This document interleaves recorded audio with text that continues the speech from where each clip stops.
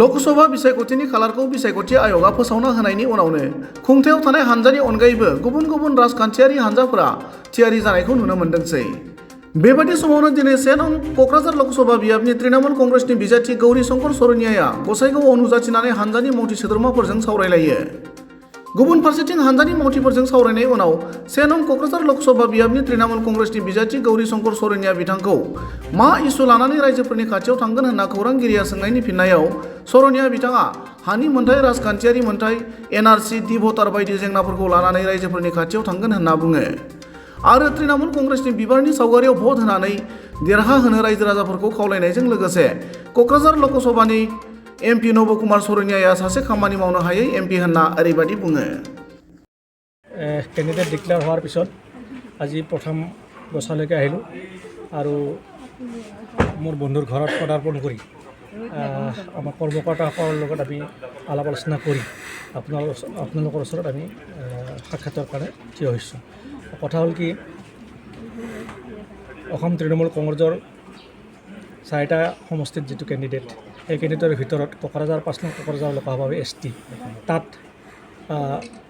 আমাকো অসম তৃণমূল কংগ্ৰেছৰ তৰফৰ পৰা প্ৰাৰ্থিত্ব হিচাপে প্ৰক্ষেপ কৰিছিল। আমি আপোনালোকৰ জৰিয়তে আশা কৰিম যিটো নৱগঠিত 1 নং কোকৰাঝাৰ লোকসভা 1 নং কোকৰাঝাৰ লোকসভা যিটো নৱগঠিত কোকৰাঝাৰ লোকসভা সমষ্টি, এই সমষ্টিত আমাৰ কৰ্মকৰ্তাসকলৰ সহযোগত ইয়াত বসবাস কৰা বিভিন্ন জাতি জনগোষ্ঠীৰ সহযোগত বিভিন্ন সমস্যা সমাধানৰ প্ৰতিশ্ৰুতিত আমি নিৰ্বাচনী ক্ষেত্ৰত নামি পৰিম আজিৰ পৰা আৰু আমি আশা ৰাখিম জনসাধাৰণৰ অকুণ্ঠ সমৰ্থনত আমাৰ TMCৰ কেণ্ডিডেট হিচাপে আমি হাঁহি বিৰঙাবলৈ সক্ষম হ'ম। এই নিৰ্বাচনত আপোনালোকে নিজে জানে যে BTR অঞ্চলত, মই কোকৰাঝাৰ লোকসভা সমষ্টিৰ কথা অকলে ক'লে ঠিক নহ'ব, সমগ্ৰ BTR অঞ্চলত এইবোৰে সমস্যা আছে। ধৰক ইয়াত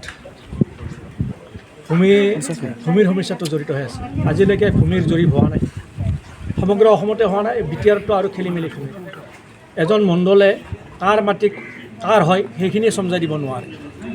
গতিকে ভূমিৰ জৰীপ কৰিব লাগে, আমাৰ দাবী থাকিব আৰু ভূমিৰ অধিকাৰ সম অধিকাৰ হ'ব লাগিব BTR অঞ্চলত, কোকৰাঝাৰ লোকসভা সমষ্টিত।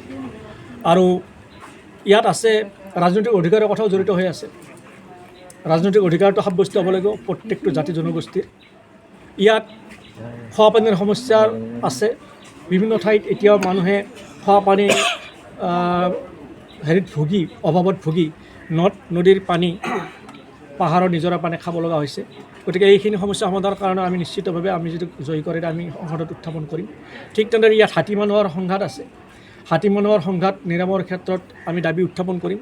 তাতকৈ ডাঙৰ কথা, বিগত প্ৰায় 12 বছৰ ধৰি ইয়াত বড়ো অবড়োৰ মাজত সংঘাতৰ সৃষ্টি কৰিবৰ কাৰণে এছামে চেষ্টা কৰি আছে আৰু হৈছেও। ইণ্টাৰনেলি এই সংঘাতটো এতিয়াও আছে। আমি যদি ৰাইজৰ আকুণ্ঠ সমৰ্থনত আমি প্ৰতিনিধি হৈ যাব পাৰোঁ, তেনেহ'লে বড়ো অবড়োৰ যিটো সংঘাত, এই সংঘাতটো চিৰদিনৰ কাৰণে নিৰ্মূলৰ কাৰণে আমি চেষ্টা কৰিম আৰু নিৰ্মূল কৰিম বুলি প্ৰতিশ্ৰুতিবদ্ধ হৈছোঁ। পশ্চিমবংগৰ সাংসদৰ কথা বা MLAৰ কথাটো ইয়াত আনিব নালাগে, সেইকাৰণে আমাৰ ইয়াত এতিয়াও নাই।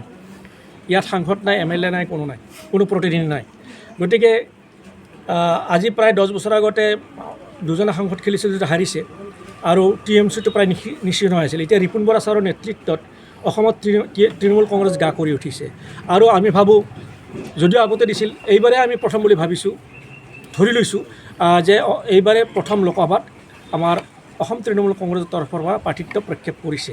আৰু এই সুযোগত যদি কোকৰাঝাৰ 1 নং কোকৰাঝাৰ লোকসভা সমষ্টিৰ গণতন্ত্ৰপ্ৰেমী জনসাধাৰণে, কি বড়ো কি অবড়ো বিভিন্ন জাতি জনগোষ্ঠীৰ মানুহে নিজৰ অধিকাৰ সাব্যস্ত কৰাৰ স্বাৰ্থত আমাক TMCৰ যি জৰাফুল, সেই জৰাফুলত ভোট প্ৰদান কৰি যদি জয়ী সাব্যস্ত কৰাব পাৰে, তেনেহ'লে এইটোৱে প্ৰতিশ্ৰুতি দিব পাৰোঁ যে ইয়াত ভূমিৰ অধিকাৰ, ৰাজনৈতিক অধিকাৰ, খোৱা পানীৰ সমস্যা, ডি ভোটাৰৰ সমস্যা, NRCৰ সমস্যা, বিভিন্ন জাতি জনগোষ্ঠীৰ মাজত যিটো সংঘাত, সেই সংঘাত নিৰ্মূল কৰাৰ কাৰণে আমি প্ৰতিশ্ৰুতিবদ্ধ। আপোনাৰ মূল প্ৰতিদ্বন্দ্বী কোন হ'ব বুলি ভাবে?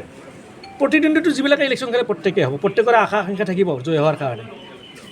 সেই প্ৰতিনিধিসকলক আউটকাম কৰি আমি জয় হোৱাটোহে আচল আমাৰ ৰণকৌশল হ'ব। বিগত 2টা নিৰ্বাচনত এই সমষ্টিৰ পৰা সাংসদ হিচাপে নৱ কুমাৰ শৰণীয়া সাংসদ হ'ল আৰু এখেতৰ যথেষ্ট জনপ্ৰিয়তা আছিল। গতিকে এইবাৰ নৱশৰণীয়াৰ কেনেকুৱা হ'ব?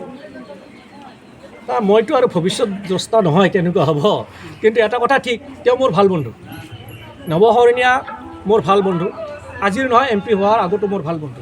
আৰু সঁচা কথা ক'ব লাগিলে নৱশৰণীয়া কেণ্ডিডেট মোৰ মুখৰ পৰা প্ৰক্ষেপ হৈছিলে, মোকে দিছিলে 14 চনত কেণ্ডিডেট, কিন্তু মই অবৰ নামটো ল'ব বিচৰা নাছিলোঁ কাৰণে মই কেণ্ডিডেট নহ'লোঁ। গতিকে তেওঁ হ'ল কেণ্ডিডেট, তেওঁ জয় হৈ গ'ল, নহ'লে মই কেণ্ডিডেট হৈ আজি জয় হৈ থাকিব লাগে, মইতো হোৱা নাই।